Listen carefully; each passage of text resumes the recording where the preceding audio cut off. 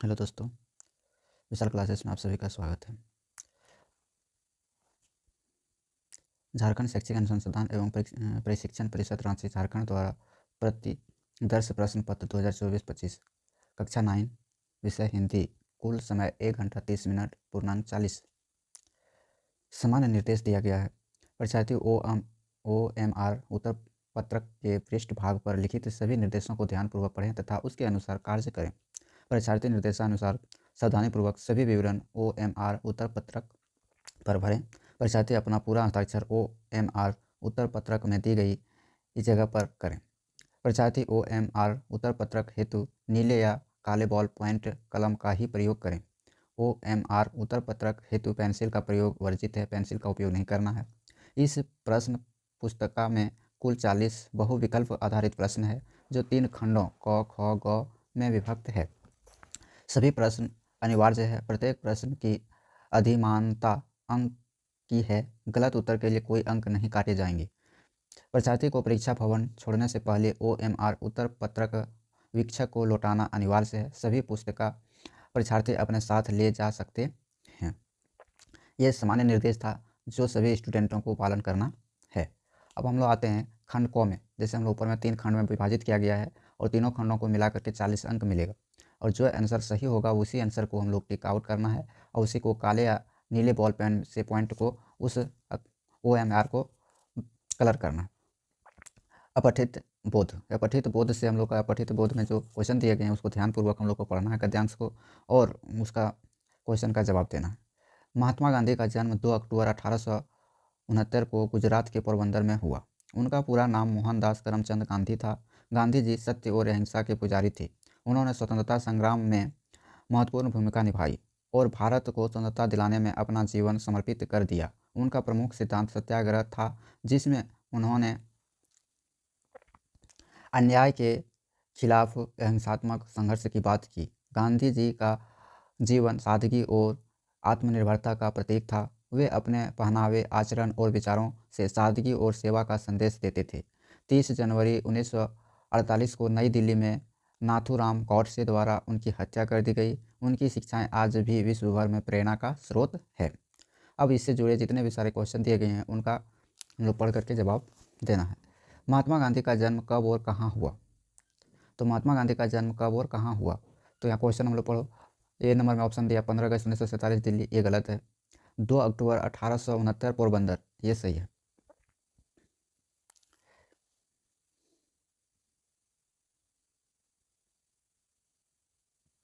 B number हम लोग का आंसर सही है। गांधी जी का प्रमुख सिद्धांत क्या था? तो गांधी जी का प्रमुख सिद्धांत सामाजिक समानता, अहिंसात्मक संघर्ष, सत्याग्रह, आर्थिक विकास, सैन्य बल का प्रयोग। तो ये भी हम लोग का बी नंबर सही है। अहिंसात्मक संघर्ष सत्याग्रह था, बी नंबर सही होगा। महात्मा गांधी, तीसरा नंबर, महात्मा गांधी के जीवन का प्रमुख गुण क्या था? तो विलासिता और ऐश्वर्य, ये नहीं था। सादगी और आत्मनिर्भरता, वैज्ञानिक सोच, युद्ध और क्रांति, ये नहीं। बी नंबर था अहिंसात्मक और सादगी।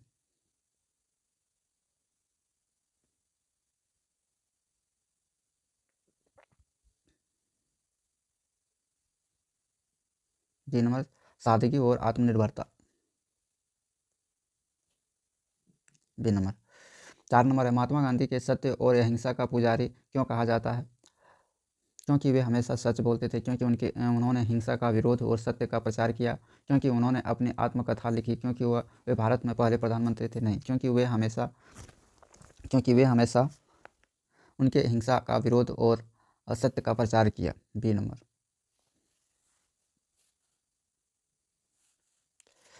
निम्नलिखित गद्यांश को ध्यानपूर्वक पढ़ करके दिए गए प्रश्नों के लिए सही उत्तर का चयन करें। यहाँ झरनों का संगीत है, वन का हरियाला रंग, यहाँ धरा का हर कोना भरता है मन में उमंग, पर्वत जंगल नदियाँ फूल सब में छिपी कहानी, आदिवासियों के धरोहर संस्कृति है अनमोल निशानी, माटी में जो गंध है वो मेहनत की पहचान, झारखंड की भूमि से जुड़ा हर इंसान, यहाँ त्योहारों की छटा दिलों को खींच लाए, सरहुल करम और सोहराय जो खुशियाँ बरसाए। ये हम लोग का दिया गया है, ध्यानपूर्वक ये पद्यांश को हम लोग पढ़ करके इसमें से जो क्वेश्चन दिया है उनको हम लोग को जवाब देना है। 5वां नंबर क्वेश्चन है, झारखंड की संस्कृति का प्रमुख आधार क्या है? तो झारखंड की संस्कृति का प्रमुख आधार क्या है? आदिवासियों की धरोहर है। बी नंबर आंसर इसका होगा, आंसर बी नंबर आदिवासियों की धरोहर। झारखंड की भूमि की गंध किससे जुड़ी है? तो किससे जुड़ी है? तो यहाँ पर हम लोग का आंसर में है मेहनत, फूलों की बारिश, त्योहार। तो यहाँ पर ये नंबर आंसर सही है, मेहनत। झारखंड की प्रकृति में किसकी कहानी छिपी है? तो किसकी कहानी छिपी है? यहाँ हम लोग ऊपर में पढ़े पर्वत, जंगल और नदियों की कहानी। C number, option number C हम लोग का करेक्ट आंसर है, पर्वत, जंगल और नदियों की। गद्यांश में झारखंड के कौन कौन से त्यौहार का वर्णन है? तो कौन कौन से त्यौहार का वर्णन है? यहाँ पर त्योहारों का वर्णन है सरहुल, करम और Sohrai. C number, option number C, Sarhul, Karam और सोहराय त्योहारों का वर्णन किया गया है। अगला क्वेश्चन, खंड ख व्याकरण से जुड़ी है, से रिलेटेड सारे क्वेश्चन है इसमें खंड ख में। तो निम्नलिखित में कौन सा शब्द पुल्लिंग है? तो कौन सा शब्द पुल्लिंग होगा? देवी, बालिका, छात्रा, राजा। तो यहाँ पर हम लोग का पुल्लिंग जो पुरुष जाति से बोध कराता है उसे हम लोग पुल्लिंग कहते हैं। मादा जाति से जो बोध कराते हैं उसको स्त्रीलिंग कहलाते हैं। तो यहाँ पर हम लोग का आ जाएगा पुल्लिंग में राजा जो है, ऑप्शन नंबर डी सही होगा। सूर्यास्त में अस्त के पहले जुड़ा गया सूर्य क्या है? तो पहले जो जोड़ा गया है सूर्य क्या है? तो सूर्य मूल शब्द है। क्या है? मूल शब्द है, न प्रत्यय, उपसर्ग, समास है, ये सब कोई नहीं है। सूर्य जो है वो मूल शब्द है, उसमें जो अस्त जोड़ा गया है वो जोड़ा गया है। अस्त के पहले जोड़ा गया सूर्य क्या है? तो सूर्य मूल शब्द है। क्या होगा? Option number B. Option number B हम लोग का सही आंसर है। निम्नलिखित में कौन सा शब्द उपसर्ग से बना है? तो उपसर्ग किसे कहते हैं? तो उपसर्ग जो पहले जुड़ा हुआ रहता है उसको हम लोग उपसर्ग कहते हैं, और जो बाद में कोई नया शब्द जोड़ता है उसको हम लोग प्रत्यय कहते हैं। तो उपसर्ग का मतलब हो गया कि जो शब्द के जो मूल शब्द के पहले जुड़ा हुआ रहता है तो उसको हम लोग कहते हैं उपसर्ग, और प्रत्यय उसे कहेंगे जो शब्द के मूल शब्द के बाद में जोड़ करके कोई नया शब्द बनाया जाता है तो उसको हम लोग प्रत्यय कहते हैं। तो यहाँ पर हम लोग का उपसर्ग पूछा है, तो उपसर्ग में क्या पहले जोड़ा गया है? तो पुनर्जन्म, जन्म में पहले जोड़ा गया पुनर्। तो यहाँ पर ऑप्शन नंबर ए हम लोग का सही आंसर होगा। उन्नति का विलोम क्या होगा? उन्नति जो विकास करता है उसको हम लोग क्या कहते हैं? उन्नति करता है, जो आगे बढ़ रहा है। तो उसका विलोम शब्द उल्टा, विलोम शब्द उसे कहते हैं जो शब्द का उल्टा बोलता है, तो उसका अवनति। Option number c correct answer है, अवनति। पृथ्वी का पर्यायवाची शब्द क्या है? तो पृथ्वी का पर्यायवाची शब्द हो जाएगा धरती। पृथ्वी का पर्यायवाची शब्द धरती। ऑप्शन नंबर ए हम लोग का सही आंसर है। बहुत सिंपल क्वेश्चन है। निम्न में से अशुद्ध वाक्य कौन सा? अशुद्ध वाक्य जो अशुद्ध है उसे हम लोग को चुनना। तो बच्चों ने मैदान में खेला, मुझे तुम्हारे साथ जाना है, वे सुबह जल्दी उठता है, बारिश होने लगी तो वे सुबह जल्दी उठता है। ये सही वाक्य है, ऑप्शन नंबर सी ये सही।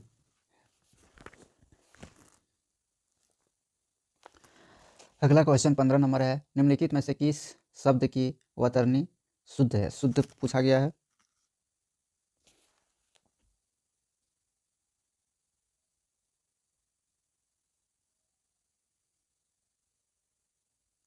सॉरी 14 नंबर में जो क्वेश्चन पूछा गया था, तो निम्नलिखित में अशुद्ध वाक्य कौन सा है? तो अशुद्ध वाक्य, तो बच्चों ने मैदान में खेला ये शुद्ध है, मुझे तुम्हारे साथ जाना है ये भी शुद्ध है, बारिश होने लगी ये भी शुद्ध है।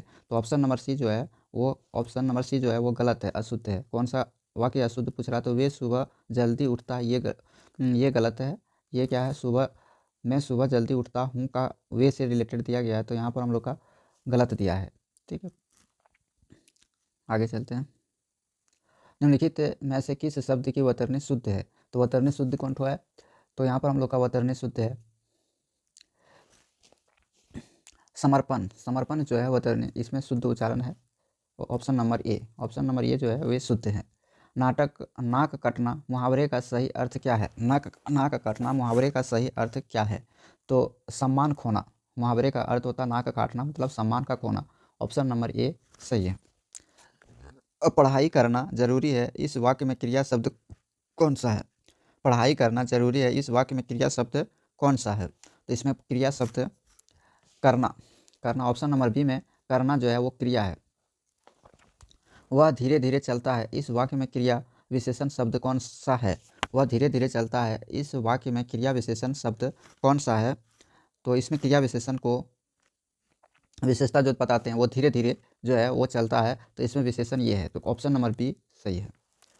वह स्कूल जाता है और किताबें पढ़ता है, वाक्य का प्रकार क्या है? वाक्य का प्रकार कौन सा वाक्य है वो हम लोग को खोजना। तो ये सरल वाक्य है, मिश्र वाक्य है, संयुक्त वाक्य है, इनमें से कोई नहीं।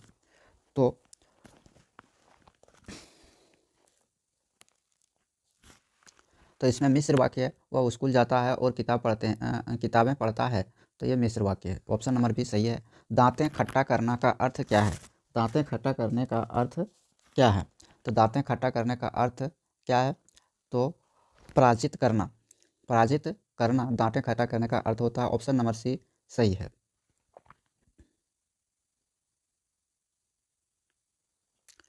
निम्नलिखित गद्यांश को ध्यानपूर्वक पढ़कर दिए गए प्रश्नों के लिए इस सही उत्तर का चयन करें।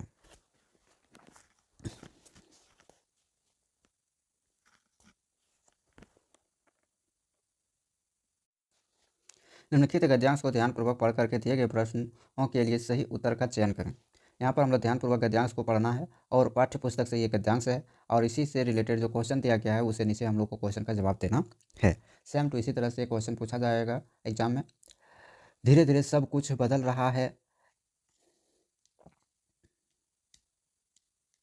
एक नई जीवन शैली अपना वर्चस्व स्थापित कर रही है। उसके साथ आ रहा है एक नया जीवन दर्शन, उपभोक्तावाद का दर्शन।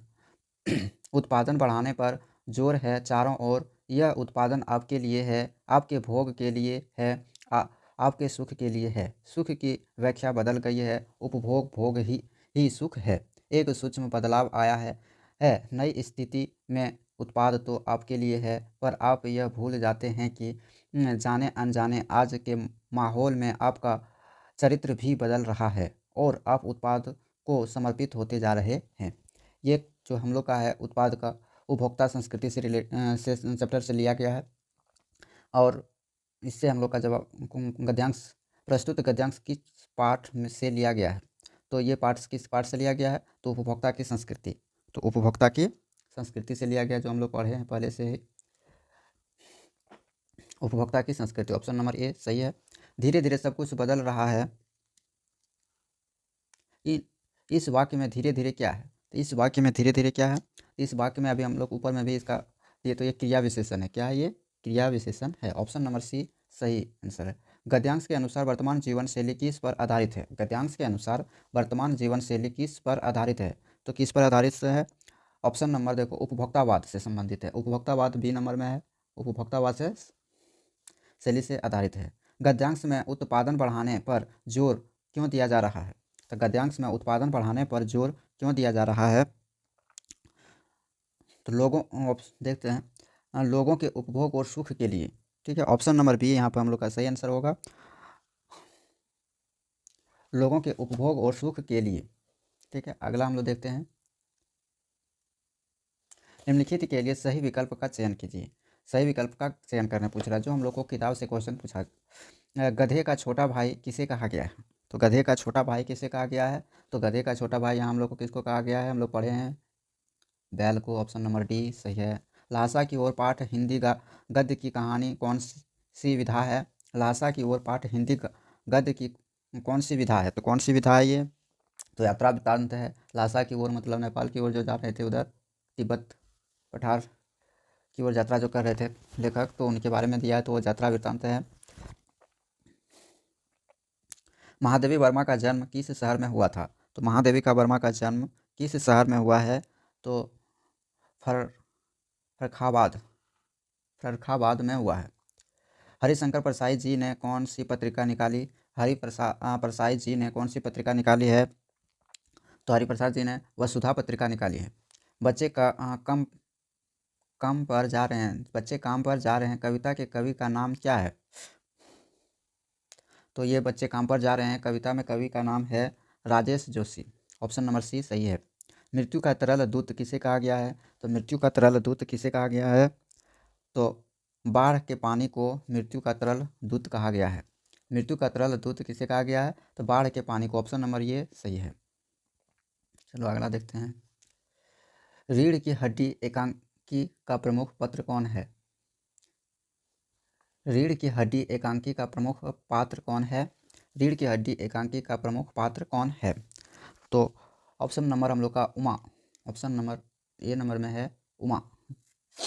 मेरे संग की औरत, मेरे संग की औरतें पाठ की लेखिका कौन है? मेरे संग की औरतें पाठ की लेखिका कौन है? तो इसमें लेखिका कौन है? Mridula Garg, option number D सही है, मृदुला गर्ग। निम्नलिखित गद्यांश निम्नलिखित पद्यांश को ध्यानपूर्वक पढ़कर दिए गए प्रश्नों के लिए सही विकल्प का चयन करें। रंग रंग के फूलों में रिल मिल हंस रही सखियां मटर खड़ी, मखमली पेटियों सी लटकी छिमियां छिपाए बीज लड़ी, फिरती है रंग रंग की तितली, रंग रंग के फूलों पर सुंदर फूले फिरते हैं फूल स्वयं, उड़ उड़ वृंतों से वृंतों पर। ये पद्यांश है, कविता से लिया गया है। तो प्रस्तुत काव्यांश के कवि कौन है? तो इसमें कवि कौन है? तो ये सुमित्रा नंदन पंत कवि हैं, ऑप्शन नंबर ए। इन वाक्यों में रंग रंग के फूलों से कवि क्या व्यक्त करना चाहता है? तो कवि क्या व्यक्त करना चाहता है? तो कवि नंबर प्रकृति की विविधता, प्रकृति की विविधता, ऑप्शन नंबर ए सही है, ऑप्शन नंबर ए प्रकृति की विविधता। 35 नंबर में है छिमियां छिपाए बीज लड़ी पंक्ति का क्या तात्पर्य है? छिमियां छिपाए बीज लड़ी की पंक्ति का क्या तात्पर्य है?